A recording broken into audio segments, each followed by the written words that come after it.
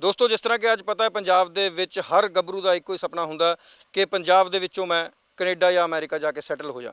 ਚਾਹੇ ਉਸ ਦੇ ਲਈ ਉਸ ਨੂੰ ਮਕਾਨ ਵੇਚਣਾ ਪਵੇ, ਜ਼ਮੀਨ ਵੇਚਣੀ ਪਵੇ। ਜੱਟ ਜਿਸ ਜ਼ਮੀਨ ਨੂੰ ਮਾਂ ਸਮਝਦਾ ਕਈ ਵਾਰ ਉਸ ਨੂੰ ਵੇਚ ਕੇ ਵੀ ਆਪਣੇ ਪੁੱਤਾਂ ਨੂੰ ਬਾਹਰ ਭੇਜਣ ਲਈ ਮਜਬੂਰ ਹੋ ਜਾਂਦਾ। ਪਰ ਅੱਜ ਮੈਂ ਤੁਹਾਨੂੰ ਇੱਕ ਅਜਿਹੀ ਸ਼ਖਸੀਅਤ ਨਾਲ ਮਿਲਾਵਾਂਗਾ ਜਿਸ ਨੇ ਆਪਣੇ ਕਿੱਤੇ ਨੂੰ, ਆਪਣੇ ਵਿਰਸੇ ਨੂੰ, ਆਪਣੀ ਜ਼ਮੀਨ ਨੂੰ ਮਾਂ ਸਮਝਦੇ ਹੋਏ ਵਿਦੇਸ਼ਾਂ ਦੀ ਧਰਤੀਆਂ ਦੇ ਉੱਤੇ ਵੀ ਮੱਲਾਂ ਮਾਰੀਆਂ, ਪਰ ਫਿਰ ਵੀ ਉਹ ਆਪਣੇ ਪਿੰਡਾਂ ਦੇ ਵਿੱਚ ਆ ਕੇ ਖੇਤੀ ਕਰ ਰਿਹਾ। ਉਹ ਵੀ ਖੇਤੀ ਇਸ ਪ੍ਰਕਾਰ ਦੀ ਕਿ ਜਿਸ ਦੇ ਵਿੱਚ ਪੰਜਾਬ ਦੀ ਸੰਭਾਲ ਹੋਵੇ, ਪੰਜਾਬੀਅਤ ਦੀ ਸੰਭਾਲ ਹੋਵੇ, ਪੰਜਾਬ ਦੇ ਪਾਣੀਆਂ ਦੀ ਸੰਭਾਲ ਹੋਵੇ। ਮਤਲਬ ਕਹਿਣ ਦਾ ਭਾਵ ਇਹ ਕਿ ਇੱਕ ਬੂੰਦ ਪਾਣੀ ਵੀ ਕਿਤੇ ਵਿਅਰਥ ਨਾ ਹੋ ਜਾਵੇ। ਇਸ ਨੌਜਵਾਨ ਦੀ ਇਹ ਸੋਚ ਹੈ। ਉਸ ਸੋਚ ਨੂੰ ਲੈ ਕੇ ਕਈ ਸਾਲਾਂ ਤੋਂ ਜਿਹੜਾ ਹੈ ਕੰਮ ਤੇ ਲੱਗੇ ਹੋਏ ਨੇ ਔਰ ਅੱਜ ਕਾਮਯਾਬੀ ਉਹਨਾਂ ਦੇ ਕਦਮ ਚੁੰਮ ਰਹੀ ਹੈ। ਸੋ ਮਿਲਾਵਾਂਗੇ ਤੁਹਾਨੂੰ ਅਜਿਹੀ ਸ਼ਖਸੀਅਤ ਦੇ ਨਾਲ ਜਿਨ੍ਹਾਂ ਨੇ ਇੰਨੀਆਂ ਮੱਲਾਂ ਮਾਰੀਆਂ ਕਿ ਕਈ ਥਾਵਾਂ ਤੇ ਸਨਮਾਨਿਤ ਹੋ ਚੁੱਕੇ हैं और ਅੱਜ ਵੀ ਜਿਹੜਾ ਹੈ ਉਹਨਾਂ ਦਾ ਇੱਕ ਨਾਮ ਹੈ। ਔਰ ਤੁਹਾਨੂੰ ਦਿਖਾਵਾਂਗੇ ਕਿਸ ਤਰ੍ਹਾਂ ਉਹ ਪੰਜਾਬ ਦੇ ਪਾਣੀ ਦੀ ਚਿੰਤਾ ਕਰਦੇ ਆ, ਪੰਜਾਬ ਦੇ ਜੱਟ ਦੀ ਚਿੰਤਾ ਕਰਦੇ ਆ, ਪੰਜਾਬ ਦੇ ਕਿਸਾਨ ਦੀ ਚਿੰਤਾ ਕਰਦੇ ਆ।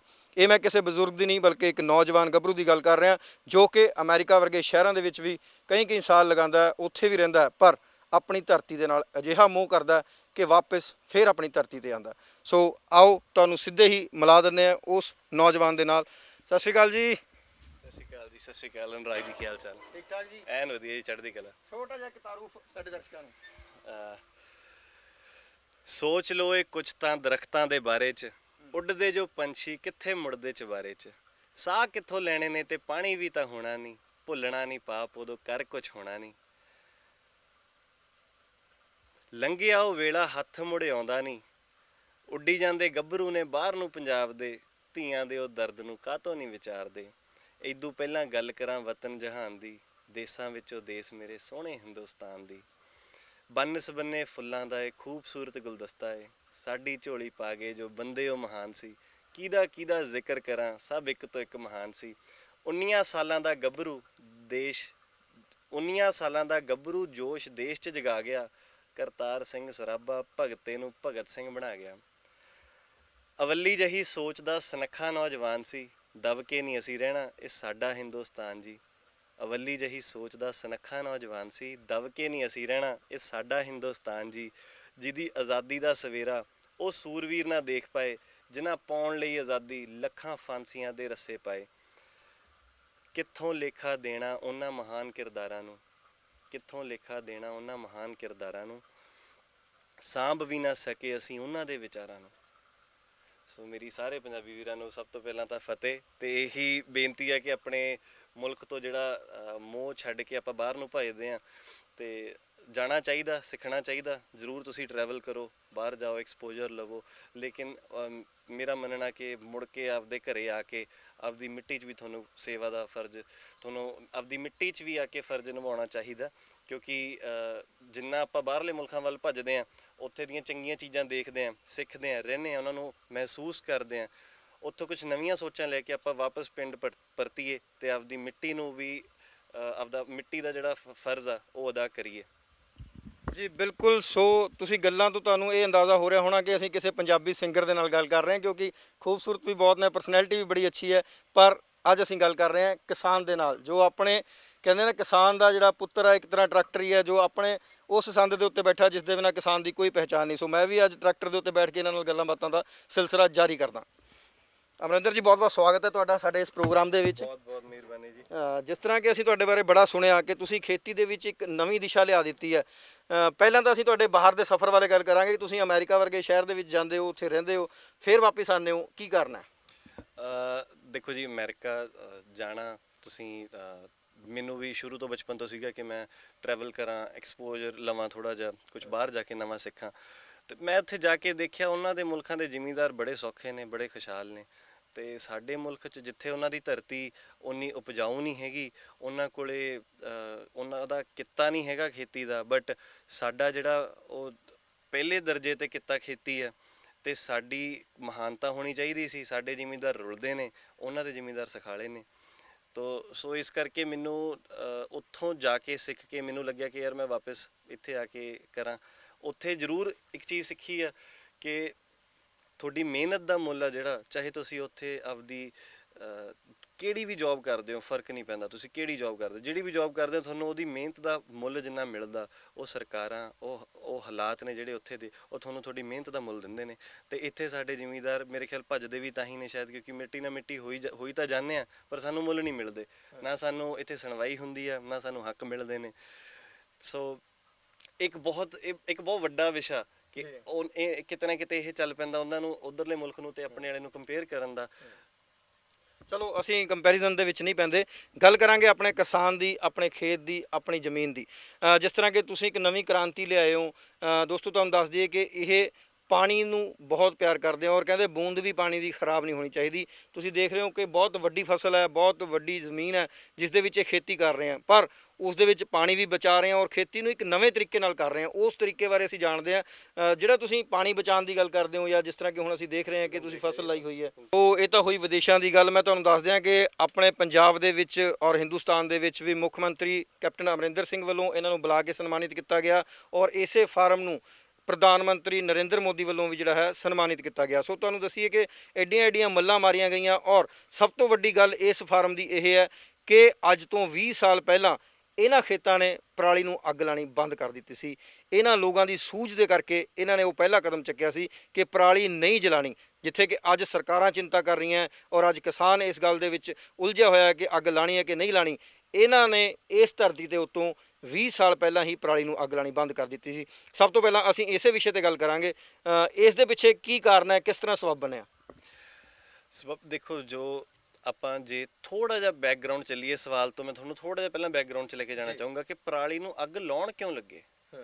ਸਾਡੇ ਮਨ 'ਚ ਵੀ ਇਹੀ ਸਵਾਲ ਆਇਆ ਸੀ ਕਿਤੇ ਨਾ ਕਿਤੇ, ਮੇਰੇ ਫਾਦਰ ਸਾਹਿਬ ਦੇ ਵੀ, ਪਰਾਲੀ ਨੂੰ ਅੱਗ ਲਾ ਕਿਉਂ ਰਹੇ ਹੈ। ਜੇ ਆਪਾਂ ਦੇਖੀਏ ਆਪਣੇ ਬਜ਼ੁਰਗ ਜਿਹੜੇ ਸੀਗੇ, ਉਹ ਤਾਂ ਹੱਥਾਂ ਨਾਲ ਜਦੋਂ ਵੱਢਦੇ ਹੁੰਦੇ ਸੀ, ਕੰਬਾਈਨਾਂ ਤੋਂ ਪਹਿਲਾਂ ਫਸਲਾਂ ਨੂੰ ਹੱਥਾਂ ਨਾਲ ਵੱਢਿਆ ਜਾਂਦਾ ਸੀ ਤੇ ਉਹ ਦਾਣੇ ਕੱਢ ਕੇ ਉਹ ਜਿਹੜੀ ਪਰਾਲੀ ਬਚ ਜਾਂਦੀ ਸੀ ਉਹ ਕੰਮ ਆਉਂਦੀ ਸੀ, ਚਾਹੇ ਉਹਦੇ ਨਾਲ ਉਹ ਕੁਝ ਵੱਟ ਕੇ ਉਹਦਾ ਕੁਝ ਵਰਤਦੇ ਸੀ ਜਾਂ ਉਹ ਕੁਤਰ ਕੇ ਡੰਗਰਾਂ ਨੂੰ ਪਾਉਂਦੇ ਸੀ।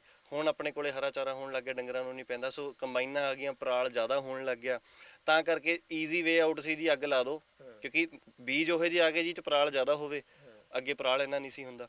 ਤੇ ਦੂਜਾ ਕੰਮ ਅੱਜ ਉਹਨੂੰ ਮੈਨੇਜ ਕਰਨ ਨਾਲੋਂ ਤੀਲੀ ਲਾਉਣਾ ਬਹੁਤ ਸੌਖਾ ਕੰਮ ਆ। 1 ਰੁਪਏ ਦੀ ਡੱਬੀ ਆ, ਮਾੜੀ ਜੀ ਘਸਾਈ, ਭਾਂਬੜ ਮੱਚ ਜਾਂਦਾ ਜਦ ਹੀ ਸਾਰਾ, ਠੀਕ ਹੈ ਜੀ। ਲੇਕਿਨ ਜੇ ਆਪਾਂ ਇਹਨੂੰ ਡੰਗਿਆਈ 'ਚ ਜਾ ਕੇ ਦੇਖੀਏ, ਜਦੋਂ ਆਪਾਂ ਧੂੰਆਂ ਨਿਕਲਦਾ ਖੇਤਾਂ 'ਚੋਂ, ਉਹ ਉੱਤੇ ਹਵਾ ਨੂੰ ਕਿੰਨਾ ਨੁਕਸਾਨ ਕਰਦਾ। ਪਵਨ ਗੁਰੂ ਪਾਣੀ ਪਿਤਾ, ਕਿੱਥੇ ਜਾਂਦੀ ਆ ਆਪਣੀ ਗੱਲ? ਆਪਾਂ ਬਾਣੀ ਤੋਂ ਸਿੱਖਿਆ ਕੀ ਆ? ਅਮਰਿੰਦਰ ਜੀ ਸਾਡੇ ਨਾਲ ਨੇ, ਉਹ ਦੱਸਣਗੇ ਕਿ ਕਿਸ ਟੈਕਨੀਕ ਦੇ ਨਾਲ ਇਹ ਵੱਧ ਝਾੜ ਦੀ ਗੱਲ ਕਰ ਰਹੇ ਆ, ਪਾਣੀ ਬਚਾਉਣ ਦੀ ਗੱਲ ਕਰ ਰਹੇ ਆ ਔਰ ਜ਼ਮੀਨ ਨੂੰ ਉੱਤਮ ਤੇ ਹਮੇਸ਼ਾ ਲਈ ਜ਼ਿੰਦਾ ਰੱਖਣ ਦੀ ਗੱਲ ਕਰ ਰਹੇ ਆ। ਸਿੱਧੇ ਤੌਰ ਤੇ ਆਪਾਂ ਪੁੱਛਦੇ ਹਾਂ ਜੀ, ਇਸ ਵਕਤ ਆਪਾਂ ਖੇਤਾਂ ਦੇ ਵਿੱਚ ਖੜੇ ਆ ਜਿੱਥੇ ਫਸਲ ਲੱਗੀ ਹੋਈ ਹੈ, ਇਸ ਬਾਰੇ ਦੱਸੋ ਵੀ ਕਿਸ ਤਰ੍ਹਾਂ ਆਪਾਂ ਇਸ ਨੂੰ ਬਿਹਤਰ ਕਰ ਸਕਦੇ ਹਾਂ। ਇਹ ਜਿਹੜੀ ਫਸਲ ਤੁਸੀਂ ਦੇਖ ਰਹੇ ਹੋ, ਇਹ ਟੋਟਲੀ ਵੱਟਾਂ ਤੇ ਲੱਗਿਆ ਹੋਇਆ ਝੋਨਾ। ਆਪਣੀ ਸਾਰੇ ਖੇਤਾਂ ਦੇ ਵਿੱਚ ਵੱਟਾਂ ਤੇ ਜੀਰੀ ਲੱਗੀ ਹੋਈ ਆ। ਬਿਲਕੁਲ ਹੀ ਅਸੀਂ ਕੱਦੂ ਨਹੀਂ ਕੀਤਾ ਹੈ, ਜ਼ੀਰੋ ਕੱਦੂ, ਕੋਈ ਪਾਣੀ ਦੀ ਵੇਸਟੇਜ ਨਹੀਂ ਕੀਤੀ ਹੈ, ਅਸੀਂ ਕੋਈ ਐਕਸਟਰਾ ਖਾਦਾਂ ਨਹੀਂ ਪਾਈਆਂ, ਅਸੀਂ ਜ਼ਹਿਰਾਂ ਨਹੀਂ ਪਾਈਆਂ, ਤੇ ਇਹਦੇ ਬਾਵਜੂਦ ਜਿਹੜੀ ਫਸਲ ਆ ਉਹਦਾ ਝਾੜ ਸਾਨੂੰ ਵੱਧ ਮਿਲਦਾ। ਤੇ ਤੁਸੀਂ ਗੱਲ ਕਰ ਰਹੇ ਸੀਗੇ ਟਿੱਲਰ ਦੀ ਜਿਹੜੀ ਗੱਲ ਆ, ਆਪਾਂ ਆਮ ਤੌਰ ਤੇ ਜ਼ਿਮੀਂਦਾਰ ਵੀਰ ਜਿਹੜੇ ਵੀ ਦੇਖ ਰਹੇ ਨੇ, ਤੁਸੀਂ ਆਪਣੇ ਖੇਤ 'ਚ ਜਾ ਕੇ ਜੇ ਆਪਣੇ ਬੂਟੇ ਦੇ ਟਿੱਲਰ ਗਿਣਦੇ ਹੋ ਤਾਂ ਜਿਹੜੀ ਜੀਰੀ ਨੂੰ ਆਪਾਂ ਪੂਰੀ ਮਿਹਨਤ ਕਰਕੇ ਪੈਦਾਵਾਰ ਕੱਢਣ ਦੀ ਕੋਸ਼ਿਸ਼ ਕਰਦੇ ਹਾਂ, ਜੇ ਆਪਾਂ ਉਹਦੇ ਟਿੱਲਰ ਗਿਣੀਏ ਤਾਂ ਉਹ ਤਕਰੀਬਨ 50-55 ਕੋਈ ਹੋਊਗਾ ਮੇਰਾ ਵੀਰ ਜਿਹੜਾ ਨੇ ਬਹੁਤ ਜ਼ੋਰ ਲਾ ਲਿਆ ਤੇ ਬਹੁਤ ਮਿਹਨਤ ਕਰ ਲਈ ਤੇ ਉਹ 60 ਤੱਕ ਟਿੱਲਰ ਪਹੁੰਚ ਸਕਦੇ ਨੇ। ਲੇਕਿਨ ਮੈਨੂੰ ਖੁਸ਼ੀ ਹੁੰਦੀ ਹੈ ਦੱਸਦੇ ਹੋਏ ਵੀ ਅਸੀਂ ਜਿੱਥੇ ਕੋਈ ਸਪਰੇਹਾਂ ਨਹੀਂ ਕੀਤੀਆਂ ਤੇ ਕੋਈ ਕੈਮੀਕਲ ਨਹੀਂ ਪਾਏ, ਅਸੀਂ ਕੱਦੂ ਨਹੀਂ ਕੀਤਾ ਤੇ ਅਸੀਂ ਜ਼ਹਿਰਾਂ ਤੋਂ ਮੂੰਹ ਪਿੱਛੇ ਨੂੰ ਮੋੜ ਲਿਆ, ਤੇ ਸਾਡੇ ਖੇਤ ਦੇ ਵਿੱਚ ਜਦੋਂ ਅਸੀਂ ਟਿੱਲਰ ਕਾਊਂਟ ਕਰਦੇ ਹਾਂ ਤਾਂ ਟਿੱਲਰ ਕਾਊਂਟ 70 ਤੋਂ 75 ਤੱਕ ਜਾਂਦਾ। ਦੱਸੋਗੇ ਹੱਥ ਲਾ ਕੇ? ਤੁਸੀਂ ਆਹ ਦੇਖੋ ਜੀ, ਇੱਧਰ ਬੂਝਾ ਦੇਖ ਸਕਦੇ ਹੋ ਜੀ, ਤੁਸੀਂ ਕੋਈ ਵੀ ਫੜ ਲਓ ਖੇਤ, ਕੋਈ ਵੀ ਕਿਤੇ ਵੀ ਫੜ ਲਓ, ਆ ਜਿਹੜਾ ਬੂਝਾ, ਇਹ ਤੁਸੀਂ ਪੱਤੇ ਦੇਖ ਰਹੇ ਹੋ, ਜਿੰਨੇ ਉਹਦੇ ਪੱਤੇ ਵੱਧ ਨੇ ਉਨਾ ਹੀ ਦੁੱਧ ਵੱਧ ਬਣੂਗਾ, ਉਨਾ ਹੀ ਦਾਣਾ ਵੱਧ ਬਣੂਗਾ। ਤਾਂ ਜਿਹੜਾ ਉਹਦਾ ਭਾਰ ਆ, ਟੈਕਨੀਕਲੀ ਜਿਹੜਾ ਆਪਣਾ weight ਆਪਾਂ ਐਟ ਦੀ ਐਂਡ ਕੱਢਣਾ ਵੀ ਕਿੰਨੇ ਕੁਇੰਟਲ ਜੀਰੀ ਹੋਈ, ਉਹ ਵੱਧ ਜਾਣਾ ਜਦੋਂ ਪੱਤੇ ਵੱਧ ਨੇ, ਦਾਣਾ ਵੱਧਦਾ। ਤੇ ਹਾਈਟ ਵੀ, ਜੀਰੀ ਦੀ ਹਾਈਟ ਵੀ ਅਗਰ ਗੱਲ ਕਰ ਲਈਏ ਤੇ ਬਹੁਤ ਵਧੀਆ ਹਾਈਟ, 4-4.5 ਫੁੱਟ। ਦੇਖੋ ਮੈਂ 6 ਫੁੱਟ 1 ਇੰਚ ਦਾ ਜੀ, ਤੇ ਮੈਂ ਖੇਤ ਦੇ ਵਿੱਚ ਵੜ ਜਾਂਦਾ ਤੇ ਆਪਾਂ ਹਿਸਾਬ ਲਾ ਲੈਂਦੇ ਜੀਰੀ ਕਿੱਥੇ ਕ ਕਿੰਨੇ ਲੱਗਦੀ ਹੈ ਜੀ? 6 ਫੁੱਟ ਹੀ ਲੱਗ ਰਹੀ ਹੈ। ਮੇਰੀ ਹਾਈਟ 6 ਫੁੱਟ 1 ਇੰਚ ਆ ਜੀ। ਹੁਣ ਤੁਸੀਂ ਦੱਸ ਸਕਦੇ ਹੋ ਜਾਂ ਕੈਮਰਾ ਦੱਸ ਸਕਦਾ ਵੀ ਕਿੱਥੇ ਕਾ ਜੀਰੀ ਦਾ ਕੱਦ। ਸੋ ਤੁਸੀਂ ਦੇਖੋ ਜੀ, 6 ਫੁੱਟ 1 ਇੰਚ ਦਾ ਗੱਭਰੂ ਅਸੀਂ ਖੇਤਾਂ 'ਚ ਖੜਾਤਾ ਤੇ ਠੋਡੀ ਤੱਕ ਜਿਹੜੇ ਹੈ ਜੀਰੀ ਪਹੁੰਚ ਰਹੀ ਹੈ। ਹਜੇ ਟਾਈਮ ਪਿਆ, ਇਹਨੇ ਹੋਰ ਵਧਣਾ। ਹੋਰ ਕਿੰਨਾ ਕੁ ਉੱਪਰ ਜਾ ਸਕਦਾ ਜੀ? ਸਰ ਬਸ ਇਹ ਹਜੇ ਹਾਈਟ ਤਾਂ ਜਿੰਨੀ ਇਹਦੀ ਹੋਣੀ ਆ, ਹੁਣ ਹਾਈਟ ਤਾਂ ਇੰਨੀ ਹੋਈ, ਇਸ ਤੋਂ ਬਾਅਦ ਹੁਣ ਇਹ ਫਰੂਟਿੰਗ ਤੋਂ ਬਾਅਦ ਇਹ ਥੱਲੇ ਨੂੰ ਝੁਕੂਗੀ, ਕਿਉਂਕਿ ਹੁਣ ਇਹਦਾ ਟਾਈਮ ਆ ਜਿਹੜਾ ਉਹ ਜਿਹਾ ਹੋਇਆ ਤੇ ਇਹ ਹੋਰ 20 ਕੁ ਦਿਨਾਂ ਨੂੰ ਆਪਾਂ ਇਹਨੂੰ ਵੱਢ ਲੈਣਾ। ਜੀ ਜੀ। ਸੋ ਤੁਸੀਂ ਬੜਾ ਜਿਹੜਾ ਸੋਚਣ ਵਾਲਾ ਵਿਸ਼ਾ ਇਹ ਹੈ, ਕਿਸੇ ਤਰ੍ਹਾਂ ਦੀ ਕੋਈ ਇਹਨਾਂ ਨੇ ਕੈਮੀਕਲ ਨਹੀਂ ਪਾਇਆ, ਕਿਸੇ ਤਰ੍ਹਾਂ ਦਾ ਪਾਣੀ ਵੇਸਟ ਨਹੀਂ ਕੀਤਾ, ਵੱਟਾਂ ਦੇ ਉੱਤੇ ਜੀਰੀ ਲੱਗੀ ਔਰ ਇਸ ਜ਼ਮੀਨ ਦਾ ਕੱਦੂ ਵੀ ਨਹੀਂ ਹੋਇਆ। ਝਾੜ ਇਹਨਾਂ ਦਾ ਕਹਿਣਾ ਹੈ ਕਿ ਤੁਸੀਂ ਚੈੱਕ ਕਰ ਲਿਓ ਆ ਕੇ 45 ਕੁਇੰਟਲ ਜਿਹੜਾ ਹੈ ਝਾੜ ਨਿਕਲਣਾ, ਔਰ 40 ਤੋਂ 45 ਦੇ ਵਿੱਚ। ਔਰ ਤੁਸੀਂ ਦੇਖੋ ਇਹਨਾਂ ਨੇ ਦੱਸਿਆ ਕਿ 75 ਤੱਕ ਜਿਹੜਾ ਹੈ ਇਹਨਾਂ ਦਾ ਜਿਹੜਾ ਬੂਟੇ ਦੀ ਕਿਸਮ ਫਲਾਵਟ ਹੈ 75 ਤੱਕ ਹੈ। ਔਰ ਜਿਹੜੀ ਜੀਰੀ ਤੁਸੀਂ ਇਸ ਟਾਈਮ ਦੇਖ ਸਕਦੇ ਹੋ, ਕਿਸ ਤਰ੍ਹਾਂ ਕੈਮਰਾਮੈਨ ਨੂੰ ਗੁਜ਼ਾਰਿਸ਼ ਕਰਾਂਗਾ ਕਿ ਸ਼ਾਰਟਸ ਦਿਖਾਣ ਕਿ ਕਿਸ ਤਰ੍ਹਾਂ ਫਸਲ ਬਹੁਤ ਹੀ ਖੂਬਸੂਰਤੀ ਦੇ ਨਾਲ ਉਤਰੀ ਹੋਈ ਹੈ। ਆ ਟਿਲਰਸ ਤੁਸੀਂ ਦੇਖੋ, ਉਹ ਆਪ ਦਿਖਾ ਰਹੇ ਆ ਤੁਹਾਨੂੰ, ਆ ਦੇਖੋ। ਸੋ ਇਹ ਸਾਰਾ ਕੁਝ ਜਿਹੜਾ ਹੈ, ਮੈਂ ਇੱਥੇ ਗੱਲ ਕਰਾਂਗਾ ਕਿ ਇਹ ਸੂਝ-ਬੂਝ, ਮਿਹਨਤ, ਔਰ ਜਿਹੜਾ ਇਹਨਾਂ ਨੇ ਇੱਕ ਗੱਲ ਹੋਰ ਹੈ ਵੀ ਕੈਮੀਕਲ ਰਹਿਤ ਹੈ। ਇਹਨਾਂ ਨੇ ਕਿਹਾ ਜ਼ਹਿਰ ਤੋਂ ਅਸੀਂ ਮੂੰਹ ਮੋੜ ਲਿਆ। ਸੋ ਜ਼ਹਿਰ ਤੋਂ ਮੂੰਹ ਮੋੜਨ ਦਾ ਗੱਲ ਇਹੀ ਹੈ ਕਿ ਜਿਹੜਾ ਹੈ ਵੇਸਟੇਜ ਨਹੀਂ ਕੀਤੀ ਜਾ ਰਹੀ ਇੱਥੇ ਪੈਸੇ ਦੀ, ਫਿਰ ਤੁਹਾਨੂੰ ਪ੍ਰੋਫਿਟ ਵੀ ਥੋੜਾ ਵੱਧ ਹੀ ਆਉਂਦਾ ਹੋਊਗਾ। ਇਹ ਜਿਹੜਾ ਕੱਦੂ ਨਾ ਕਰਨਾ ਤੇ ਵੱਟਾਂ ਤੇ ਜੀਰੀ ਲਾਉਣਾ, ਇਹ ਅਸੀਂ ਕਈ ਸਾਲਾਂ ਤੋਂ ਟਰਾਇਲ ਕਰਦੇ ਸੀਗੇ ਪਹਿਲਾਂ। ਲੇਕਿਨ ਕੀ ਹੁੰਦਾ ਕਿ ਤੁਹਾਨੂੰ ਜਦੋਂ ਤੁਸੀਂ ਕਿਸੇ ਨਵੀਂ ਰੀਤ ਨੂੰ ਪੈਂਦੇ ਹੋ, ਤੁਹਾਨੂੰ ਕਈ ਵਾਰੀ ਨਹੀਂ ਕਾਮਯਾਬੀ ਮਿਲਦੀ, ਕਿਉਂਕਿ ਜਿਹੜੀ ਸਾਡੀ ਮਿੱਟੀ ਆ ਉਹ ਬਹੁਤ ਜ਼ਿਆਦਾ ਡਾਕਰ ਆ। ਜਿਹੜੀ ਸਾਡੀ ਧਰਤੀ ਆ ਸਾਧੂਗੜ੍ਹ ਕਲੇ ਲੋਮ ਆ। ਜਿਵੇਂ ਮੈਂ ਪਹਿਲਾਂ ਗੱਲ ਕਰਕੇ ਹਟਿਆ ਸੀ ਪਰਾਲੀ ਨੂੰ ਅੱਗ ਲਾਉਣ ਵਾਲੀ, ਯਾਨੀ ਦੀ ਜੇ ਮੈਂ ਉਧਰਲੇ ਪਾਸੇ ਖੜਨਾ ਹੋਵੇ, ਉਹਨਾਂ ਕਿਸਾਨਾਂ ਜਾ ਕੇ ਖੜਨਾ ਹੋਵੇ ਵੀ ਅਸੀਂ ਅੱਗ ਨਹੀਂ ਲਾਉਣੀ ਜੀ, ਅਸੀਂ ਤਾਂ ਵਿਰੋਧ ਕਰਦੇ ਹਾਂ ਸਾਰੀਆਂ ਨੀਤੀਆਂ ਦਾ, ਤਾਂ ਫਿਰ ਸ਼ਾਇਦ ਕਿਤੇ ਮੈਨੂੰ ਕਿਤੇ ਨਾ ਕਿਤੇ ਮੇਰੀ ਮਿੱਟੀ ਹੈ ਜਿਹੜੀ ਉਹ ਹੱਕ ਵੀ ਦਿੰਦੀ ਆ। ਲੇਕਿਨ ਅਸੀਂ ਮਿਹਨਤ ਮੁਸ਼ੱਕਤ ਦੇ ਨਾਲ ਮਿੱਟੀ ਦੀ ਤਾਸੀਰ ਨੂੰ ਬਦਲਤਾ। ਅਸੀਂ ਇੰਨੇ ਸਾਲ ਜਿਹੜੀ ਪਰਾਲੀ ਵਿੱਚ ਰਲਾਉਂਦੇ ਰਹੇ ਹਾਂ, ਉਹਦੇ ਨਾਲ ਜ਼ਮੀਨ ਪੋਲੀ ਹੋ ਗਈ। ਇਹ ਨਜਾਇਜ਼ ਡਾਕਰ ਸੀ, ਇੱਥੇ ਵੱਟਾਂ ਨਹੀਂ ਸੀ ਪੈਂਦੀਆਂ ਹੁੰਦੀਆਂ, ਇੱਥੇ ਵੱਟਾਂ ਪੈਣ ਲੱਗ ਗਈਆਂ। ਜਿੱਥੇ ਵੱਟਾਂ ਤੇ ਝੋਨਾ ਖੜਾ, ਜਿੱਥੇ ਡਲੇ ਨਹੀਂ ਸੀ ਭੰਨੇ ਜਾਂਦੇ ਹੁੰਦੇ ਕਦੇ, ਇਹ ਸਭ ਪਰਾਲੀ ਦੀ ਦੇਣ ਆ। ਪਰਾਲੀ ਨੂੰ ਅੱਗ ਨਾ ਲਾਉਣਾ। ਤੇ ਉਸ ਤੋਂ ਬਾਅਦ ਜਿਹੜੀ ਰਹਿ ਗਈ ਗੱਲ ਵੱਟਾਂ ਤੇ ਝੋਨੇ ਦੀ, ਬਿਨਾਂ ਕੱਦੂ ਕਰੇ ਆਪਾਂ ਇਹ ਝੋਨਾ ਲਾਇਆ। ਇਹ ਵੱਟ ਤੋਂ ਵੱਟ ਦੀ ਦੂਰੀ 2 ਫੁੱਟ ਆ। ਜਿਹੜਾ ਇਹ ਤੁਸੀਂ ਲਾਈਨਾਂ ਦੇਖ ਰਹੇ ਹੋ, ਇਹ ਲਾਈਨਾਂ ਦੇ ਵਿੱਚ ਦੀ, ਇਸ ਗੈਪ ਦੇ ਵਿੱਚ ਦੀ ਜਦੋਂ ਹਵਾ ਕ੍ਰਾਸ ਹੁੰਦੀ ਆ ਤਾਂ ਉੱਲੀ ਰੋਗ ਲੱਗਣ ਦਾ ਸਵਾਲ ਹੀ ਪੈਦਾ ਨਹੀਂ ਹੁੰਦਾ। ਉੱਲੀ ਰੋਗ ਦੇ ਲਈ 2500 3-3000 ਰੁਪਏ ਦੀ ਆਪਾਂ ਨੂੰ ਪਰ ਏਕੜ ਸਪਰੇਅ ਦਾ ਖਰਚਾ ਆ ਜਾਂਦਾ ਜ਼ਿਮੀਂਦਾਰਾਂ ਨੂੰ। ਕਿਸੇ ਨੂੰ 1000, ਕਿਸੇ ਨੂੰ 1500, ਡਿਪੈਂਡਿੰਗ ਅਪੋਨ ਕਿੰਨਾ ਕੁ ਅਟੈਕ ਆ। ਲੇਕਿਨ ਜ਼ਿਮੀਂਦਾਰਾਂ ਨੂੰ ਫੰਗੀਸਾਈਡ ਜਿਹੜੀ ਸਪਰੇਅ ਆ ਉਹ ਕਰਨੀ ਪੈਂਦੀ ਆ। ਤੇ ਇਸ ਝੋਨੇ ਦੇ ਵਿੱਚ ਫੰਗੀਸਾਈਡ ਦੀ ਸਪਰੇਅ ਬਿਲਕੁਲ ਨਹੀਂ ਕਰਨੀ ਪੈਂਦੀ, ਕਿਉਂਕਿ ਜਦੋਂ ਤੁਸੀਂ ਆਪ ਸਮਝਦਾਰ ਹੋ, ਜਦੋਂ ਖੜਾ ਪਾਣੀ ਆ, ਉੱਥੇ ਖੜੇ ਪਾਣੀ ਦੇ ਵਿੱਚ ਉਹ ਕਿਤੇ ਵੀ ਹੋਵੇ, ਉੱਥੇ ਗੰਦਗੀ ਆ, ਉੱਥੇ ਬਿਮਾਰੀ ਵੀ ਆਉਣੀ ਹੈ, ਕੀੜਾ ਵੀ ਆਉਣਾ। ਜਿੱਥੇ ਪਾਣੀ ਚੱਲਦਾ ਉੱਥੇ ਉਹ ਪ੍ਰੋਬਲਮਾਂ ਨਹੀਂ ਆਉਂਦੀਆਂ। ਸੋ ਇਹਦੇ ਵਿੱਚ ਆਪਾਂ ਪਾਣੀ ਖੜਾ ਕੇ ਵੀ ਨਹੀਂ ਰੱਖਣਾ ਖੇਤਾਂ 'ਚ, ਵੱਟਾਂ ਦੇ ਉੱਤੇ ਪਾਣੀ ਸਿਰਫ ਫੇਰਨਾ ਹੀ ਆ। ਸੋ ਜਦੋਂ ਆਪਾਂ ਵੱਟਾਂ ਦੇ ਉੱਤੇ ਪਾਣੀ ਸਿਰਫ ਫੇਰਦੇ ਹਾਂ, ਬੂਟੇ ਨੂੰ ਸਿਰਫ ਸਲਾਬ ਚਾਹੀਦੀ ਹੁੰਦੀ ਆ, ਉਹ ਸਲਾਬ ਉਹਨੂੰ ਸਹਿੰਦੀ ਪਹੁੰਚਦੀ ਆ। ਤੇ ਕੁਦਰਤੀ ਤਰੀਕੇ ਦੇ ਨਾਲ ਸਾਡੀ ਕੁਦਰਤ ਤੇ ਸਾਡੇ ਮਿੱਤਰ ਕੀੜੇ ਸਾਨੂੰ ਥਾਪੀ ਦਿੰਦੇ ਨੇ, ਤੇ ਸਾਡੇ ਮਿੱਤਰ ਕੀੜੇ ਸਾਡਾ ਸਹਿਯੋਗ ਵਧਾਉਂਦੇ ਨੇ। ਉਹਦੇ ਕਰਕੇ ਸਾਡੇ ਜਿਹੜਾ ਝਾੜ ਆ ਉਹ ਵੱਧਦਾ, ਤੇ ਸਾਡਾ ਖਰਚਾ ਜਿਹੜਾ ਉਹ ਟੋਟਲੀ ਘਟਦਾ ਜੀ। ਸੋ ਤੁਸੀਂ ਦੇਖ ਰਹੇ ਹੋ stylish jean, T-shirt, stylish shoe, ਅਮਰੀਕਾ ਵਰਗੇ ਸ਼ਹਿਰਾਂ ਦੇ ਵਿੱਚ ਘੁੰਮਣਾ ਫਿਰਨਾ, ਲੁਧਿਆਣੇ ਵਰਗੇ ਸ਼ਹਿਰ ਦੇ ਵਿੱਚ ਰਹਿਣਾ। ਉਸ ਤੋਂ ਬਾਅਦ ਵੀ ਜੇਕਰ ਇਹਨਾਂ ਦੀ ਗੱਲਾਂ ਸੁਣ ਲਈਏ ਤਾਂ ਐਂ ਲੱਗਦਾ ਜਿਸ ਤਰ੍ਹਾਂ ਕੋਈ ਮਜ਼ਿਆ ਹੋਇਆ ਕਿਸਾਨ, ਜਿਸਨੇ ਪੂਰੀ ਗਹਿਰਾਈ ਤੱਕ ਜਿਹੜਾ ਹੈ ਜਾ ਕੇ ਇਸ ਵਿਸ਼ੇ ਦੇ ਉੱਤੇ ਸਟੱਡੀ ਕੀਤੀ ਹੋਵੇ, ਇਸ ਦੇ ਵਿੱਚ ਤਜਰਬਾ ਹਾਸਲ ਕੀਤਾ ਹੋਵੇ, ਉਸ ਤਰ੍ਹਾਂ ਦੀਆਂ ਗੱਲਾਂ। ਬਹੁਤ ਵਧੀਆ ਤੁਹਾਡੀ ਸੋਚ ਹੈ, ਪਾਣੀ ਨੂੰ ਬਚਾਉਣ ਦੀ ਸੋਚ ਹੈ, ਜਿਹੜਾ ਹੈ ਕੈਮੀਕਲ ਰਹਿਤ ਫਸਲ ਕਰਨ ਦੀ ਸੋਚ ਹੈ। ਇਸ ਲਈ ਇਹਨਾਂ ਨੂੰ ਕਈ ਵਾਰ ਸਨਮਾਨਿਤ ਕੀਤਾ ਜਾ ਸਕਿਆ। ਜਿਸ ਤਰ੍ਹਾਂ ਕਿ ਤੁਹਾਨੂੰ ਦੱਸਿਆ, ਮੁੱਖ ਮੰਤਰੀ ਕੈਪਟਨ ਅਮਰਿੰਦਰ ਸਿੰਘ ਵੱਲੋਂ ਸਨਮਾਨਿਤ ਕੀਤਾ ਘਰ ਬੁਲਾ ਕੇ। ਇਹਨਾਂ ਦੇ ਫਾਦਰ ਸਾਹਿਬ ਨੂੰ ਜਿਹੜਾ ਆਪਣੇ ਪ੍ਰਾਈਮ ਮਿਨਿਸਟਰ ਹੈਗੇ ਆ ਦੇਸ਼ ਦੇ, ਨਰਿੰਦਰ ਮੋਦੀ ਜੀ ਵੱਲੋਂ ਸਨਮਾਨਿਤ ਕੀਤਾ ਗਿਆ। ਔਰ ਇਸ ਤਰ੍ਹਾਂ ਦੀਆਂ ਮੱਲਾਂ ਮਾਰੀਆਂ, ਉਸ ਤੋਂ ਬਾਅਦ ਮੁਨਾਫਾ ਵੀ ਚੌਖਾ ਕਰ ਰਹੇ ਨੇ ਔਰ ਲੋਕਾਂ ਨੂੰ ਇੱਕ ਵਧੀਆ ਚੀਜ਼ ਖਾਣ ਦੇ ਲਈ ਪ੍ਰੈਜ਼ੈਂਟ ਵੀ ਕਰ ਰਹੇ ਆ। ਸੋ ਇਸ ਤੋਂ ਇਲਾਵਾ ਜਿਸ ਤਰ੍ਹਾਂ ਕਿ ਅਸੀਂ ਦੇਖਿਆ, ਤੁਸੀਂ ਸ਼ੇਰੋ ਸ਼ਾਇਰੀ ਤੋਂ ਸਟਾਰਟਿੰਗ ਕੀਤੀ। ਚਲੋ ਥੋੜ੍ਹੀ ਜਿਹੀ ਗੱਲ ਹੁਣ ਦਰਸ਼ਕਾਂ ਲਈ ਹੋਰ ਕਰ ਲਈਏ। ਤੁਸੀਂ ਲਿਖਣ ਦਾ ਵੀ ਬਹੁਤ ਸ਼ੌਂਕ ਰੱਖਦੇ ਹੋ, ਉਸ ਦੇ ਬਾਰੇ ਵੀ ਥੋੜ੍ਹੀ ਜਿਹੀ ਗੱਲ ਕਰਦੇ ਹਾਂ। ਕੁਛ ਲਿਖਿਆ ਹੋਇਆ? ਲਿਖਣ ਦਾ ਸ਼ੌਂਕ ਤਾਂ ਜੀ ਬਸ ਇੰਨਾ ਕੀ ਆ ਕਿ ਆ ਜਿਹੜੀ ਆਪਾਂ ਮੋਟਰ ਤੋਂ ਆਏ ਆ, ਇੱਥੇ ਬੈਠੇ ਹੁੰਨੇ ਆ, ਜਦੋਂ ਕਿਤੇ ਫ੍ਰੀ ਟਾਈਮ ਹੁੰਦਾ ਤੇ ਸਭ ਤੋਂ ਮੇਰਾ ਮਨ ਹੀ ਸ਼ਾਇਦ ਖੇਤਾਂ 'ਚ ਬਹੁਤ ਤਾਂ ਲੱਗਦਾ ਕਿ ਤੁਸੀਂ ਇੱਥੇ ਬੈਠ ਕੇ ਜਿੰਨਾ ਮਰਜ਼ੀ, ਤੁਸੀਂ ਕੋਈ ਵੀ ਜ਼ਿਮੀਂਦਾਰ ਆ ਉਹ ਆਪਦੇ ਖੇਤਾਂ 'ਚ ਬੈਠਾ ਜਿੰਨਾ ਮਰਜ਼ੀ ਪੜ੍ਹ ਸਕਦਾ, ਮੋਟਰ ਤੇ ਬੈਠਾ ਜਿੰਨਾ ਮਰਜ਼ੀ ਉਹ ਨਵੀਆਂ ਚੀਜ਼ਾਂ ਸਿੱਖ ਸਕਦਾ। ਕਿਉਂਕਿ ਤੁਹਾਡੇ ਕੋਲੇ ਤੁਸੀਂ ਖੇਤਾਂ 'ਚ ਬੀਜ ਲਾਤਾ, ਬੀਜਤਾ, ਆਪਦਾ ਕੰਮ ਕਰਤਾ, ਉਸ ਤੋਂ ਬਾਅਦ ਤੁਹਾਡੇ ਕੋਲੇ ਫ੍ਰੀ ਟਾਈਮ ਆ। ਤੁਸੀਂ ਕਿਤੇ ਵੀ ਜੌਬ ਕਰਦੇ ਹੋ ਤਾਂ ਤੁਹਾਡਾ ਬੌਸ ਕਹਿੰਦਾ ਵੀ ਆਹ ਕੰਮ ਮੈਨੂੰ ਕਰਕੇ ਦੇ 6 ਵਜੇ ਨੂੰ। ਤੁਸੀਂ ਆਪਦੀ ਜ਼ਿੰਦਗੀ ਦੇ ਵਿੱਚ ਉਹ ਜਿਹੜੀ ਗਰੋਥ ਆ ਉਹ ਨਹੀਂ ਲਿਆ ਸਕਦੇ, ਲੇਕਿਨ ਤੁਸੀਂ ਆਪਦੀ ਜੌਬ ਤੇ ਕਿਤੇ ਨਾ ਕਿਤੇ ਨਿਰਭਰ ਰਹਿ ਜਾਂਦੇ ਹੋ। ਖੇਤੀ ਦੇ ਵਿੱਚ ਕੀ ਹੈ ਕਿ ਜੇ ਤੁਸੀਂ ਕਰਤਾ, ਤੁਸੀਂ ਉਸ ਤੋਂ ਬਾਅਦ ਆਪਦੇ ਆਪ ਮਾਲਕ ਹੋ, ਤੁਸੀਂ ਉੱਥੇ ਬੈਠੇ ਹੋ, ਤੁਸੀਂ ਕੁਝ ਵੀ ਸਿੱਖ ਸਕਦੇ ਹੋ, ਕਰ ਸਕਦੇ ਹੋ, ਪੜ੍ਹ ਸਕਦੇ ਹੋ, ਲਿਖ ਸਕਦੇ ਹੋ। ਸੋ ਮੇਰਾ ਵੀ ਸ਼ੌਂਕ ਸੀ, ਮੈਂ ਕਿਤਾਬ ਚੱਕ ਕੇ ਬਹਿ ਜਾਂਦਾ ਸੀ, ਪੜ੍ਹ ਲੈਂਦਾ ਸੀ, ਕੁਝ ਲਿਖ ਲੈਂਦਾ ਸੀ। ਲਿਖਿਆ ਸੁਣਾਈ ਦਿਓ ਫਿਰ। ਸੋ ਤੁਹਾਨੂੰ ਸੁਣਾ ਦਿੰਦੇ, ਜ਼ਰੂਰ ਸੁਣਾ ਦਿੰਦੇ। ਜੇ ਸੁਣਾਉਣਾ ਹੀ ਹੈ ਤੇ ਫਿਰ ਤੁਸੀਂ ਅੱਜ ਦੇ ਗੱਭਰੂ ਦਾ ਹੀ ਹਾਲ ਸੁਣਾਓ, ਜਿਹੜਾ ਖੇਤਾਂ ਦੇ ਵਿੱਚ ਮਿੱਟੀ ਨਾਲ ਮਿੱਟੀ ਹੋਣ ਦੀ ਬਜਾਏ ਜਾਂ ਤਾਂ ਬਾਹਰ ਦਾ ਸੁਪਨਾ ਲੈ ਰਿਹਾ, ਜਾਂ ਫਿਰ ਕੁਝ ਸਿੰਗਰਾਂ ਦੇ ਆਪਸੀ ਲੜਾਈ ਝਗੜੇ ਜਾਂ ਆਪਸੀ ਪ੍ਰਮੋਸ਼ਨਾਂ ਦੇ ਚੱਕਰ 'ਚ ਆਪਸ ਦੇ ਵਿੱਚ ਭਿੜ ਰਿਹਾ ਨੌਜਵਾਨ। ਉਹਦੇ ਬਾਰੇ ਕੋਈ ਸੁਣਾ ਦਿਓ ਫਿਰ। ਖੇਤਾਂ ਵਿੱਚ ਖੇਤੀ ਅਸੀਂ ਕਰਦੇ ਆਂ ਮੁੱਢ ਤੋਂ, ਵੱਟਾਂ ਉੱਤੇ ਝੋਨਾ ਲਾਈਏ ਪਾਣੀ ਬਚੂ ਬੈੱਡ ਤੋਂ, ਕਰ ਕਰ ਕੱਦੂ ਇੱਥੇ ਲੈਂਟਰ ਜੋ ਲਾਏ ਨੇ, ਕਿੰਨੇ ਨਿੱਕੇ ਕੀੜੇ ਆਪਾਂ ਮਿੱਟੀ 'ਚ ਮਿਲਾਏ ਨੇ, ਥੱਲੇ ਡਿੱਗੀ ਜਾਂਦਾ ਤਲਾ ਪਾਣੀ ਨੂੰ ਬਚਾ ਲਈਏ, ਮੁੜ ਕੇ ਨਹੀਂ ਆਉਣਾ ਸਮਾਂ ਗੱਲ ਇਹ ਵਿਚਾਰੀਏ, ਅੱਗ ਲਾ ਕੇ ਨਾੜ ਨੂੰ ਪਾਸੇ ਹੋ ਜਾਂਦੇ ਹੋ, ਧਰਤੀ ਏ ਮਾਂ ਹੱਕ ਕਿਵੇਂ ਹੋ ਜਤਾਉਂਦੇ ਹੋ, ਅੱਗ ਲਾ ਕੇ ਨਾੜ ਨੂੰ ਪਾਸੇ ਹੋ ਜਾਂਦੇ ਹੋ, ਧਰਤੀ ਏ ਮਾਂ ਹੱਕ ਕਿਵੇਂ ਹੋ ਜਤਾਉਂਦੇ ਹੋ, ਰੋਣਾ ਆਵੇ ਦੇਖ ਮੈਨੂੰ ਅੱਜ ਦੇ ਪੰਜਾਬ ਨੂੰ, ਲੀਰੋ ਲੀਰ ਹੋ ਗਏ ਇਸ ਸੱਜਰੇ ਗੁਲਾਬ ਨੂੰ, ਸੜਕਾਂ ਤੇ ਰੁਲ ਗਏ ਸੀ ਬਾਣੀਆਂ ਦੇ ਪੰਨੇ ਹੋਏ, ਏਦੂ ਚੰਗਾ ਰੱਬਾ ਅਸੀਂ ਹੋ ਜਾਂਦੇ ਅੰਨੇ ਹੋਏ, ਲੀਰੋ ਲੀਰ ਹੋ ਗਏ ਇਸ ਸੱਜਰੇ ਗੁਲਾਬ ਨੂੰ, ਰੋਣਾ ਆਵੇ ਦੇਖ ਮੈਨੂੰ ਅੱਜ ਦੇ ਪੰਜਾਬ ਨੂੰ। ਸੋ ਇਹ ਇੱਕ ਛੋਟੀ ਜੀ ਇਹ ਆਪਣੇ ਝੋਨੇ ਵਾਸਤੇ ਲਿਖੀ ਸੀ।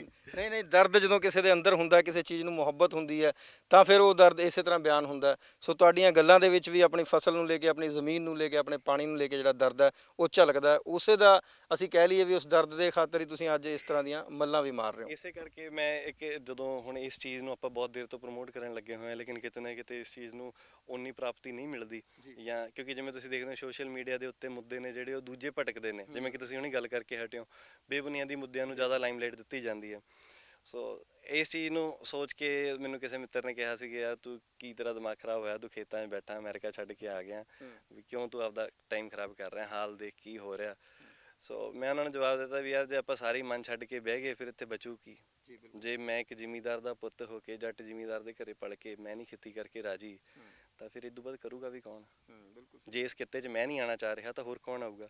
ਸੋ ਹਜੇ ਗੁਮਨਾਮ ਫਿਰਦਾ ਤੇਰੇ ਸ਼ਹਿਰ, ਇੱਕ ਦਿਨ ਬਦਲ ਦੂ ਰੀਤਾਂ ਰੱਬ ਰੱਖੇ ਖੈਰ, ਦਰਦ ਹਜੇ ਮੈਂ ਖੇਤਾਂ ਦਾ ਵੀ ਰੋਣਾ ਏ, ਮੇਰੇ ਗੀਤਾਂ ਵਿੱਚ ਜ਼ਿਕਰ ਕਿਰਸਾਨ ਦਾ ਹੋਣਾ ਏ, ਇਸ ਮਿੱਟੀ ਦੇ ਕਰਜ਼ ਨੂੰ ਮੈਂ ਆਪਣੀ ਪਿੱਠ ਤੇ ਢੋਣਾ ਏ, ਮਾਂ ਪੰਜਾਬੀ ਤੇਰੇ ਪੁੱਤ ਨੇ ਜ਼ਿਮੀਂਦਾਰਾਂ ਲਈ ਜਿਉਣਾ ਏ, ਸਾਰੀ ਦੁਨੀਆ ਨੂੰ ਅੰਨ ਖਵਾਉਂਦੇ ਰੋਂਦਾ ਨਾ ਦੇਖੇ ਕੋਈ ਚਿਹਰਾ, ਸਾਰੀ ਦੁਨੀਆ ਨੂੰ ਅੰਨ ਖਵਾਉਂਦੇ ਰੋਂਦਾ ਨਾ ਦੇਖੇ ਕੋਈ ਚਿਹਰਾ, ਸੁਣ ਲੈ ਕੁੜੀਏ ਹੂਕ ਜੱਟਾਂ ਦੀ ਜਾਂਦੀ ਚੀਰ ਕਲੇਜਾ ਮੇਰਾ, ਲੁੱਟੀ ਜਾਂਦੇ ਕਾਫਿਰ ਲੁੱਟੀ ਜਾਂਦੇ ਕਾਫਿਰ ਖੌਰੇ ਕਿੱਥੋਂ ਆਉਂਦਾ ਜੇਰਾ, ਆਖਿਰ ਰੱਬ ਨੂੰ ਜਾਨ ਦੇਣੀ ਕਿੱਥੇ ਕਰਨ ਨਵੇੜਾ, ਹੱਕ ਸੱਚ ਦੀ ਗੱਲ ਕਰ ਲਈਏ ਤਕੜਾ ਕਰ ਲੋ ਜੇਰਾ, ਓਏ ਮੁੱਕ ਚੱਲੇ ਪਾਣੀ ਹੇਠਾਂ ਖੇਤਾਂ 'ਚੋਂ ਵੀ ਕੁਝ ਹੋਣਾ ਨਹੀਂ, ਮੁੱਕ ਚੱਲੇ ਪਾਣੀ ਹੇਠਾਂ ਖੇਤਾਂ 'ਚੋਂ ਵੀ ਕੁਝ ਹੋਣਾ ਨਹੀਂ, ਜ਼ਹਿਰਾਂ ਖਾ ਖਾ ਕਿੰਨਾ ਚਿਰ ਬਚ ਲੂ, ਜ਼ਹਿਰਾਂ ਖਾ ਖਾ ਕਿੰਨਾ ਚਿਰ ਬਚ ਲੂ, ਪੁਰਜਿਆਂ ਨੂੰ ਬਦਲ ਵੀ ਹੋਣਾ ਨਹੀਂ, ਦੌਲਤ ਸ਼ੌਹਰਤ ਕੰਮ ਨਾ ਆਵੇ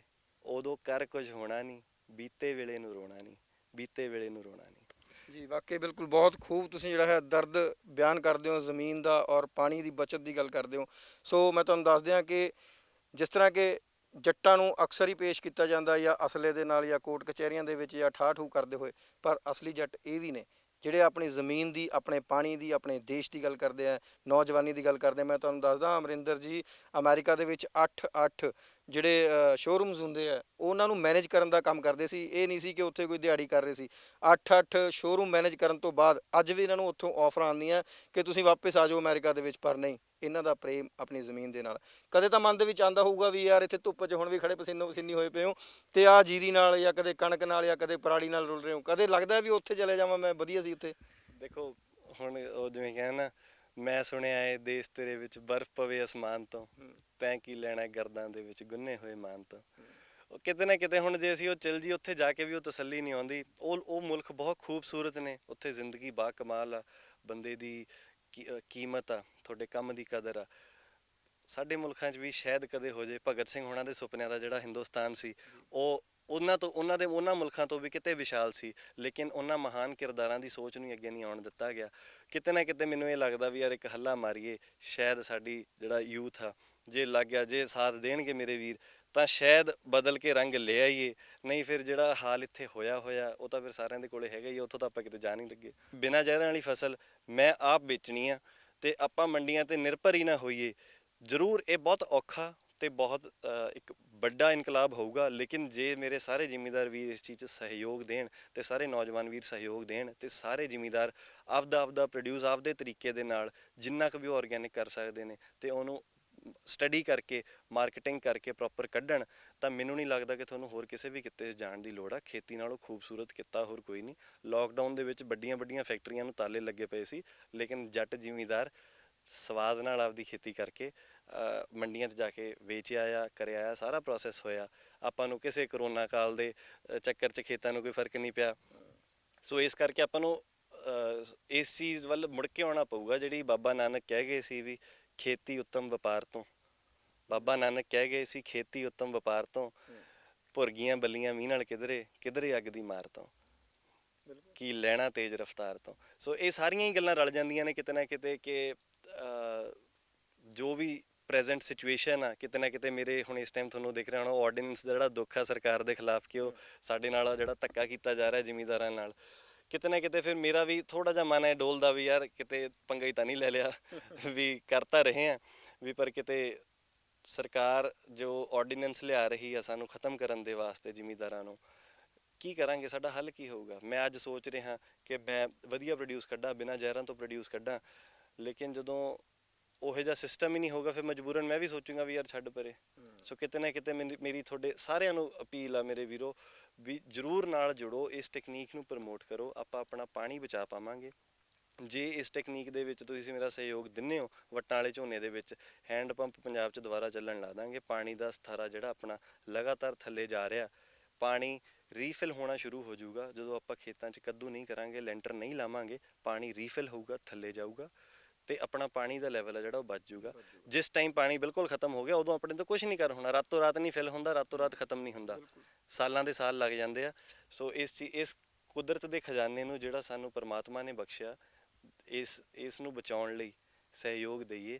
ਜੇ ਇਹਦੇ ਲਈ ਆਪਣੇ ਤੋਂ ਕੋਈ ਟੈਕਸ ਨਹੀਂ ਲੈਂਦਾ ਤਾਂ ਆਪਾਂ ਇਹਨੂੰ ਬਿਲਕੁਲ ਫ੍ਰੀ ਸਮਝ ਕੇ ਇਹਦੀ ਨਕਦਰੀ ਕਰਦੇ ਹਾਂ, ਲੇਕਿਨ ਜਿਸ ਦਿਨ ਇਹ ਵਾਤਾਵਰਨ ਗੰਦਲਾ ਹੋਣ ਵਜੋਂ ਆਪਾਂ ਕੋਈ ਕਸਰ ਛੱਡੀ ਨਹੀਂ ਹੈ ਵੈਸੇ, ਲੇਕਿਨ ਇਹ ਜਿਹੜੇ ਹਿਸਾਬ ਨਾਲ ਵੱਧਦਾ ਜਾ ਰਿਹਾ ਮੈਨੂੰ ਨਹੀਂ ਲੱਗਦਾ ਕਿ ਆਉਣ ਵਾਲੇ ਟਾਈਮ 'ਚ ਇੱਥੇ ਥੋਤੋਂ ਸਾਹ ਵੀ ਲੈ ਹੋਣਾ। ਜੇ ਆਪਾਂ ਅੱਜ ਤੋਂ ਥੋੜ੍ਹੀ ਜਿਹੀ ਪਿੱਛੇ ਗੱਲ ਕਰ ਲਈਏ ਤਾਂ ਮਾਸਕ ਲਾਉਣਾ ਬੜਾ ਅਜੀਬ ਲੱਗਦਾ ਸੀ, ਲੇਕਿਨ ਅੱਜ ਆਪਾਂ ਮਾਸਕ ਨੂੰ ਬੜੀ ਕਾਮਨ ਚੀਜ਼ ਸਮਝਦੇ, ਚੱਲ ਯਾਰ ਲਾ ਲਿਆ। ਆਈਂ ਇੱਕ ਦਿਨ ਸਿਲੰਡਰ ਵੀ ਚੱਕਣੇ ਪੈ ਜਾਣੇ ਆ, ਆਕਸੀਜਨ ਸਿਲੰਡਰ ਵੀ ਚੱਕਣੇ ਪੈ ਜਾਣੇ ਆ।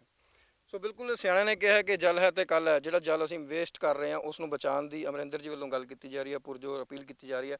ਅਸੀਂ ਵੀ ਇਹੀ ਕਹਾਂਗੇ ਕਿ ਜਲ ਬਚਾਉਣ ਦੇ ਲਈ ਤੁਸੀਂ ਜਿਹੜਾ ਹੈ ਆਪਣੇ ਆਪ ਨੂੰ ਪ੍ਰਮੋਟ ਕਰੋ ਔਰ ਇਸ ਤਰ੍ਹਾਂ ਦੀ ਜਿਹੜੀ ਇਹਨਾਂ ਨੇ ਖੇਤੀ ਦੀ ਗੱਲ ਕੀਤੀ ਹੈ ਉਸ ਖੇਤੀ ਦੇ ਵੱਲ ਜਾਓ, ਉਸ ਖੇਤੀ ਨੂੰ ਦਿਖਾਓ ਤੇ ਇਸ ਖੇਤੀ ਨੂੰ ਪ੍ਰਮੋਟ ਕਰੋ ਤਾਂ ਜੋ ਲੋਕਾਂ ਨੂੰ ਜ਼ਹਿਰ ਨਾ ਜਾਏ ਔਰ ਤੁਹਾਡੇ ਤੱਕ ਜਿਹੜੀ ਹੈ ਜਿਹੜੀ ਵਧੀਆ ਫਸਲ ਪਹੁੰਚੇ ਔਰ ਤੁਸੀਂ ਅੱਛਾ ਮੁਨਾਫਾ ਕਮਾ ਸਕੋ। ਸੋ ਗੱਲ ਕਰਾਂਗੇ ਹੁਣ ਇਹਨਾਂ ਦੇ ਫਾਦਰ ਸਾਹਿਬ ਆ ਗਏ ਨੇ ਸੁਰਜੀਤ ਸਿੰਘ ਸਾਧੂਗੜ੍ਹ ਜੀ, ਉਹਨਾਂ ਨਾਲ ਵੀ ਗੱਲ ਕਰਦੇ ਹਾਂ ਕਿਉਂਕਿ ਇਹਨਾਂ ਦਾ ਬਹੁਤ ਵੱਡਾ ਯੋਗਦਾਨ ਹੈ।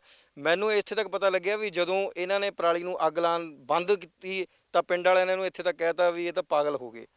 ਸੋ ਅੱਜ ਅਸੀਂ ਉਸੇ ਪਾਗਲ ਸਿਆਣੇ ਨਾਲ ਗੱਲ ਕਰ ਰਹੇ ਹਾਂ ਕਿਉਂਕਿ ਇਹਨਾਂ ਦੇ ਉਸ ਪਾਗਲਪਨ ਨੇ ਅੱਜ ਇਸ ਤਰ੍ਹਾਂ ਦੀ ਸਿਆਣਪ ਕੀਤੀ ਹੈ ਕਿ ਤੁਸੀਂ ਦੇਖ ਸਕਦੇ ਹੋ ਕਿ ਸੋਨੇ ਦੀ ਫਸਲ ਲਹਿਰਾ ਰਹੀ ਹੈ। ਬਹੁਤ ਬਹੁਤ ਸਵਾਗਤ ਹੈ ਜੀ ਤੁਹਾਡਾ। ਬਸ ਸਿੱਧੀ ਜੀ ਗੱਲ ਵੀ ਉਦੋਂ ਤੁਹਾਨੂੰ ਪਾਗਲ ਕਿਹਾ ਜਾਂਦਾ ਸੀ, ਅੱਜ ਕਿਸ ਤਰ੍ਹਾਂ ਲੱਗਦਾ?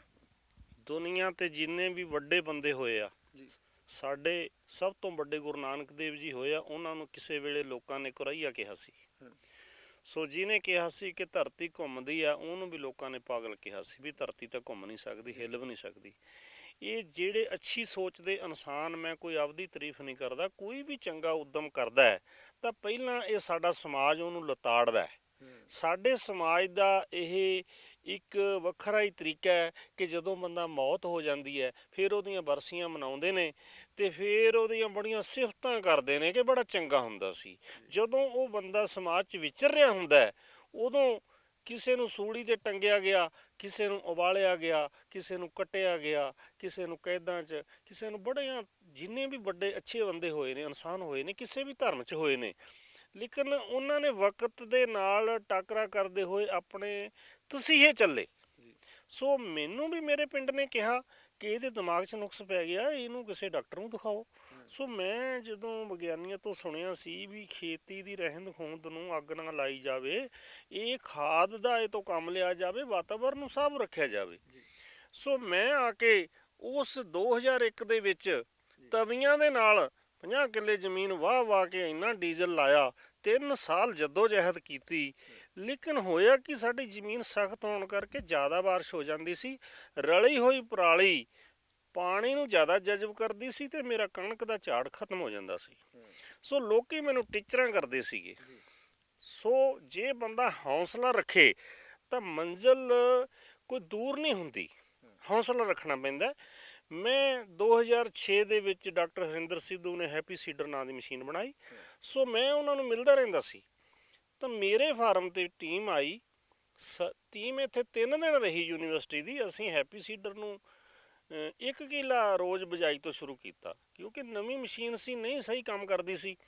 ਤੋਂ 5 ਕਿੱਲੇ ਜ਼ਮੀਨ ਅਸੀਂ 2006 ਚ 5 ਕਿੱਲੇ ਕਣਕ ਬੀਜੀ। ਜਦੋਂ ਉਹਦਾ ਝਾੜ 2.5 ਕੁਇੰਟਲ ਵੱਧ ਨਿਕਲਿਆ ਤੇ ਸਾਡਾ ਹੌਸਲਾ ਬਹੁਤ ਜ਼ਿਆਦਾ ਵੱਧ ਗਿਆ ਕਿ ਇਹ ਤਕਨੀਕ ਕਾਮਯਾਬ ਹੈ। ਉਸ ਤੋਂ ਅਗਲੇ ਸਾਲ ਉਹ ਮਸ਼ੀਨ ਹੋਰ ਠੀਕ ਹੋ ਗਈ, ਮੈਂ ਨਵੀਂ ਲੈ ਲਈ। ਸੋ ਮੈਂ ਸਾਰੀ ਦੀ ਸਾਰੀ ਹੈਪੀ ਸੀਡਰ ਨਾਲ ਵੇਚਣੀ ਸ਼ੁਰੂ ਕਰ ਦਿੱਤੀ। ਮੈਨੂੰ ਮਾਣ ਮਿਲਿਆ। ਫਰਟੀਲਾਈਜ਼ਰ ਐਂਡ ਕੈਮੀਕਲ ਦੇ ਵਿੱਚ ਮੈਂ ਭਾਰਤ ਸਰਕਾਰ ਦਾ ਐਡਵਾਈਜ਼ਰ ਬਣਿਆ। ਮਨਮੋਹਨ ਸਿੰਘ ਸਰਕਾਰ 'ਚ 10 ਸਾਲ ਮੈਂ ਐਡਵਾਈਜ਼ਰੀ ਕੀਤੀ ਤੇ ਬੜਾ ਮਾਣ ਹਾਸਲ ਹੋਇਆ। ਬਿਨਾਂ ਕਿਸੇ ਖਾਦ ਤੋਂ, ਬਹੁਤ ਘੱਟ ਖਾਦ ਵਾਲਾ ਵੀ, ਬਿਨਾਂ ਬਹੁਤ ਘੱਟ ਪਾਣੀ ਵਾਲਾ ਵੀ ਜਿਹੜਾ ਇਹਨਾਂ ਨੇ ਐਕਸਪੈਰੀਮੈਂਟ ਕੀਤਾ ਔਰ ਸਕਸੈਸ ਹੈ। ਔਰ ਸਭ ਤੋਂ ਜ਼ਿਆਦਾ ਇਹ ਇਸ ਦਾ ਚੈਲੰਜ ਕਰਦੇ ਆ ਕਿ ਸਭ ਤੋਂ ਵੱਧ ਝਾੜ ਜਿਹੜਾ ਹੈ ਇਸ ਜ਼ਮੀਨ ਤੇ ਨਿਕਲੇਗਾ। ਸੋ ਤੁਸੀਂ ਦੇਖਿਆ ਕਿ ਕਿਸ ਤਰ੍ਹਾਂ ਅਸੀਂ ਪਾਣੀ ਬਚਾ ਸਕਦੇ ਹਾਂ, ਇਨਸਾਨ ਦੀ ਸਿਹਤ ਬਚਾ ਸਕਦੇ ਹਾਂ, ਆਪਣੀ ਧਰਤੀ ਮਾਤਾ ਨੂੰ ਬਚਾ ਸਕਦੇ ਹਾਂ। ਸੋ ਇਸ ਨੂੰ ਤੁਸੀਂ ਫੋਲੋ ਕਰ ਸਕਦੇ ਹੋ। ਕੋਈ ਵੀ ਜਾਣਕਾਰੀ ਲੈਣੀ ਹੋਵੇ ਤੁਹਾਨੂੰ ਐਡਰੈਸ ਦੱਸ ਹੀ ਦਿੱਤਾ, ਤੁਸੀਂ ਇੱਥੇ ਆ ਸਕਦੇ ਹੋ, ਜਾਣ ਸਕਦੇ ਹੋ। ਜੀ ਕੀ ਕਹਿਣਾ ਚਾਹੋਗੇ? ਸਾਰੇ ਵੀਰਾਂ ਨੂੰ ਬੇਨਤੀ ਹੈ, ਜਿਹੜੇ ਵੀਰ ਇਸ ਟੈਕਨੀਕ ਨਾਲ ਜੁੜਨਾ ਚਾਹੁੰਦੇ ਆ, ਜਿਹੜੇ ਸਾਡੇ ਕੋਲੇ ਨਹੀਂ ਵੀ ਆ ਸਕਦੇ, ਉਹ ਸਾਡਾ YouTube ਦੇ ਉੱਤੇ ਸਾਧੂਗੜ੍ਹ ਫਾਰਮ ਦੇ ਨਾਂ ਤੇ ਚੈਨਲ ਆ, ਇੰਸਟਾਗ੍ਰਾਮ ਦੇ ਉੱਤੇ ਆਇਆ ਅਮਰਿੰਦਰ ਗੁਰਮ ਪੇਜ ਆ, ਉਹਦੇ ਤੇ ਸਾਰੀ ਜਾਣਕਾਰੀ ਕਿੱਦਾਂ ਇਹ ਫਸਲ ਲਾਈ ਗਈ, ਉਗਾਈ ਗਈ, ਥਰੂ ਆਊਟ ਜੋ ਪ੍ਰੋਸੈਸ ਹੋਇਆ, ਉਹਨਾਂ ਤੇ ਡਿਟੇਲ ਦੇ ਵਿੱਚ ਵੀਡੀਓਜ਼ ਨੇ। ਤੇ ਤੁਸੀਂ ਸਾਨੂੰ ਉੱਥੇ ਕੰਟੈਕਟ ਇਨਫੋਰਮੇਸ਼ਨ ਵੀ ਤੁਸੀਂ ਕੰਟੈਕਟ ਕਰ ਸਕਦੇ ਹੋ। ਤੇ ਰਲ ਕੇ ਆਓ, ਆਪਾਂ ਇੱਕ ਸਿਰਜੀਏ ਨਵਾਂ ਪੰਜਾਬ, ਨਵੇਂ ਤਰੀਕਿਆਂ ਦੇ ਨਾਲ ਖੇਤੀ ਕਰੀਏ, ਪੁਰਾਣੇ ਤਰੀਕਿਆਂ ਨੂੰ ਛੱਡੀਏ। ਜਦ ਆਪਾਂ ਪੁਰਾਣੇ ਤਰੀਕਿਆਂ ਦੇ ਨਾਲ, ਪੁਰਾਣੇ ਸੰਦਾਂ ਦੇ ਨਾਲ ਖੇਤੀ ਨਹੀਂ ਕਰ ਰਹੇ, ਤਾਂ ਪੁਰਾਣੇ ਸੰਦਾਂ ਦੇ ਨਾਲ ਉਸੇ ਪੁਰਾਣੇ ਤਰੀਕੇ ਵਾਲੀ ਖੇਤੀ ਕਿਉਂ ਕੀਤੀ ਜਾ ਰਹੀ ਹੈ? ਜਦ ਸੰਦ ਨਵੇਂ ਆ ਗਏ ਤਾਂ ਆਪਾਂ ਨੂੰ ਖੇਤੀ ਨੂੰ ਵੀ ਬਦਲਣਾ ਪਊਗਾ। ਬਿਲਕੁਲ ਵੀ ਨਵੇਂ ਤਰੀਕੇ ਨਾਲ ਉન્નਤ ਖੇਤੀ ਵੱਲ ਜਾ ਸਕਦਾ ਹੈ ਕਿਸਾਨ, ਖੁਸ਼ਹਾਲ ਹੋ ਸਕਦਾ ਹੈ ਕਿਸਾਨ। ਸਰ ਥੋੜਾ ਦੇਣਾ ਪਏਗਾ ਧਿਆਨ। ਕੈਮਰਾਮੈਨ ਲਵਿਸ਼ ਦੇ ਨਾਲ ਅਨੁਰਾਗ ਸ਼ਰਮਾ ਜੀ, ਪਟਿਆਲਾ ਤੋਂ।